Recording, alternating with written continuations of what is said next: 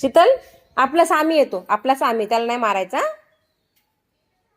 त्याला नाही मारायचं.